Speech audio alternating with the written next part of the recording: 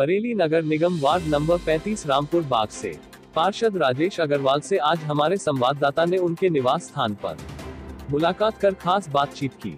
बातचीत के दौरान पार्षद राजेश अग्रवाल ने बताया। बरेली से मुस्तकीम मंसूरी की रिपोर्ट। सर, आपका परिचय जानना चाहेंगे? राजेश अग्रवाल। मैं अभी शहर विधानसभा से समाजवादी पार्टी से चुनाव लड़ा था और 1995 से लगातार नगर निगम में पार्षद हूँ, पार्षद दल का नेता भी हूँ ये, और बरेली विकास प्राधिकरण का सदस्य हूँ। राजेश जी, लगभग ये कार्यकाल 4.5 साल का पूरा हो चुका है जी। तो हम ये जानना चाहते हैं, इस कार्यकाल में आपने अपने क्षेत्र में कितने विकास कार्य कराए, कितने प्रतिशत कार्य हो चुके हैं और कितने रह गए हैं? देखिए, मेरा वार्ड जो है वो स्मार्ट सिटी में चिन्हित हो गया है। तो रामपुर गार्डन नाम से मेरा वार्ड है, तो उसमें सड़कों का काम, सीवर का काम और नालों का काम, पार्कों का, लाइटों का, ये सब काम हुए हैं और काफ़ी बड़ी संख्या में हुए हैं। लेकिन कामों की गुणवत्ता और उनके जो काम हुए हैं, मैं उससे खुश नहीं हूँ। काम बहुत हुए हैं लेकिन काम का कोई लाभ जनता को सीधा सीधा मिलने नहीं जाएगा, क्योंकि पुराने नाले तोड़ के बने हैं।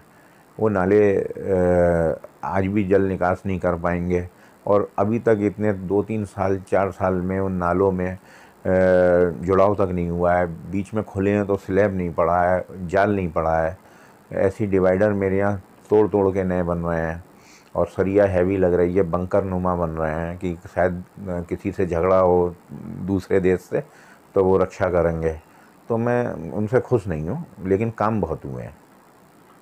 राजेश जी, तो फिर तो ये माना जाएगा कि भाई स्मार्ट सिटी में आपका क्षेत्र आ गया है, उसके बाद जो है जिस स्तर पर कार्य होना चाहिए थे उस स्तर पर कार्य ना हो करके सरकारी धन का दुरुपयोग हो रहा है।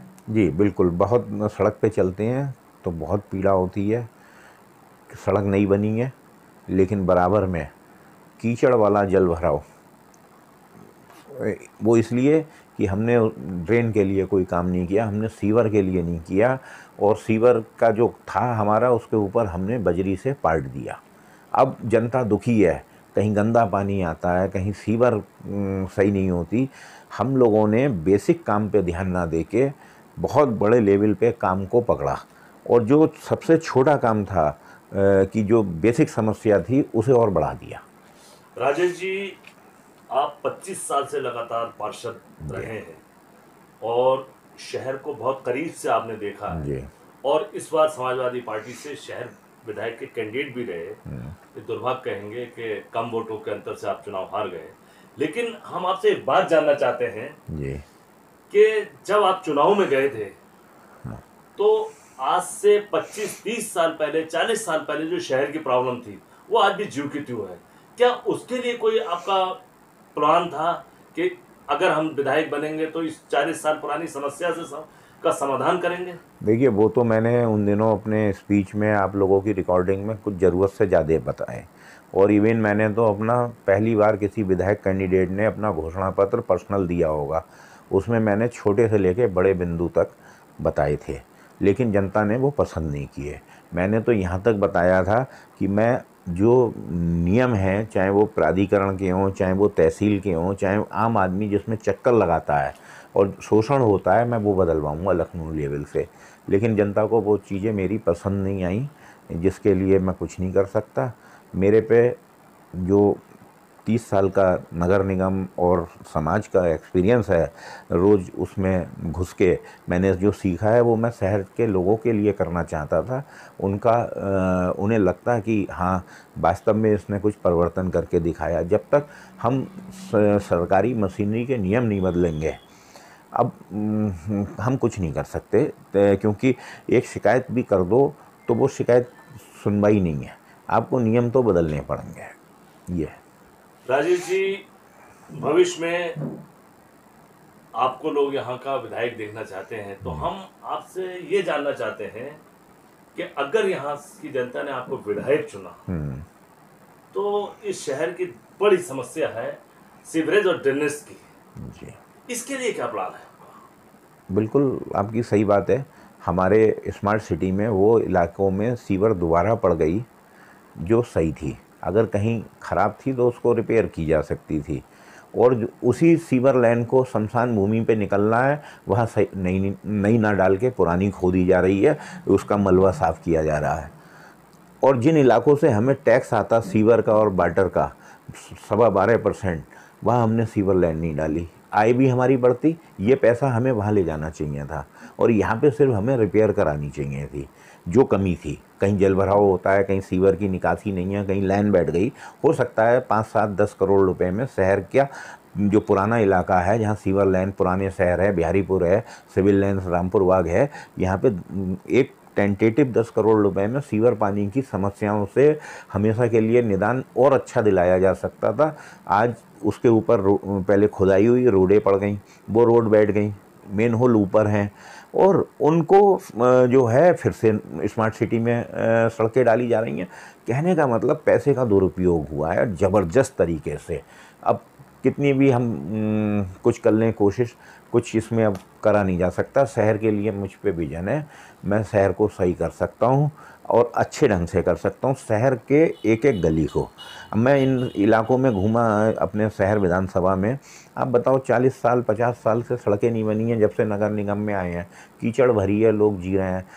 सिर्फ 50 लाख रुपए बूथ अगर मैं खर्च कर दूँ, 750 बूथ हैं नगर निगम में, 350 करोड़ रुपए में मैं शहर सुधरवा सकता हूँ। और हम नगर निगम से 150 करोड़ रुपए साल का काम कराते हैं, यानी कि अगर हम नगर निगम में 3 साल का प्रोजेक्ट बना लें तो शहर को सुधारा, शहर के उन इलाकों में जहाँ जनता रहती है, मतलब उनकी ज़िंदगी को सुधारा जा सकता है। राजेश जी, एक आखिरी सवाल जी, क्योंकि आप 25 साल से नगर निगम में पार्षद रहे हैं जी, और विकास प्राधिकरण से भी आप जुड़े हुए हैं, उसके मेंबर भी रहे हैं, तो हम ये जानना चाहते हैं कि जब कोई अवैध निर्माण होता है, क्या नगर निगम और प्राधिकरण के लोगों को नॉलेज में नहीं होता है कि ये अवैध निर्माण हो रहा है या बिना नक्शे के हो रहा है? जब निर्माण कंप्लीट हो जाता है उसके बाद ही कार्रवाई नगर निगम और प्राधिकरण क्यों करता है? देखिए आपका सवाल बहुत अच्छा है। ये सिर्फ अब आखिरी सवाल में आप पूछ रहे हैं, मुझसे बात ना करके इसके लिए 1 घंटे की डिबेट करा लें और किसी भी शहर के उत्तर प्रदेश के जनप्रतिनिधि के संग करा दें मेरी। हमारी जनता गलत नहीं है, हमारी जनता 100 गज का मकान बनवाने के लिए एक जोड़ी जूते घिस के नक्शा पास कराने जाती है, लेकिन होता नहीं है। बाबा आदम के नियम चले आ रहे हैं, यही नियम बदलवाने में मैं विधानसभा का चुनाव लड़ा था। अभी इस माइक को ऐसे रखना अवैध हो जाए और इसको तिरछा कर दो वैध हो जाए, बस इतना सा बात है। सरकारी नियम से हम क्रिमिनल हैं, सरकारी नियम अगर परिवर्तित हो जाएं तो हम क्रिमिनल नहीं, हम साधु हैं। सिर्फ नियमों में बदलाव चाहिए, जनता को सहूलियत चाहिए। 6 विभाग की एनओसी नहीं चाहिए कि फायर की भी लाओ, इसकी भी लाओ। आप किस लिए मांग रहे हो, कौन सही ला के देगा और कौन सही दे रहा है? बहुत सवाल है। 1 घंटे का भी डिबेट इसके लिए कम है, 2 घंटे की भी कम है। मेरे शहर को नहीं, मेरे उत्तर प्रदेश को इसकी ज़रूरत है। सर राजेश जी, बिजपुरी में जो इन्होंने निर्माण ढाए हैं, क्या बीडीए की नॉलेज में नहीं थे कि यहाँ पर निर्माण हो रहा है? बीडीए ने और नगर निगम ने वहाँ पर डेवलपमेंट के नाम पर खरिंजे पड़वाए, सड़कें पड़वाई, नालियाँ बनवाई, खंबे लगवाए, बिजली लगवाई, तो क्या अवैध कॉलोनियों में थी वो, तो क्यों लगवाए थे? देखिए फिर ये वही बात आ गई, ये एक इतना लंबा क्वेश्चन है। हम लोग आज जो काम कर रहे हैं सब लोग कुछ ज़्यादा जागरूक हो गए हैं। आज से 15-20 साल पहले लोग जागरूक नहीं थे, उस दौरान लोगों ने अपना इन्वेस्टमेंट वहाँ कर दिया, लेकिन प्राधिकरण वहाँ तब भी था। हम सिर्फ गुमराह करके लोगों को नहीं कुछ कर। राधा माधव स्कूल भी उसी में है, राधा माधव को भी तोड़ा गया है।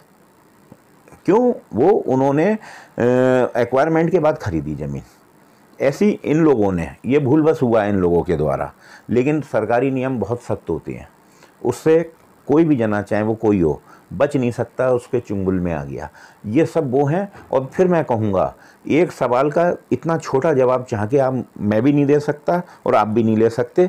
ये सब डेवलपमेंट अथॉरिटी के विषय में आप मुझसे कभी भी किसी भी समय 10-20 नेताओं को बुला लें और डिबेट करा लें।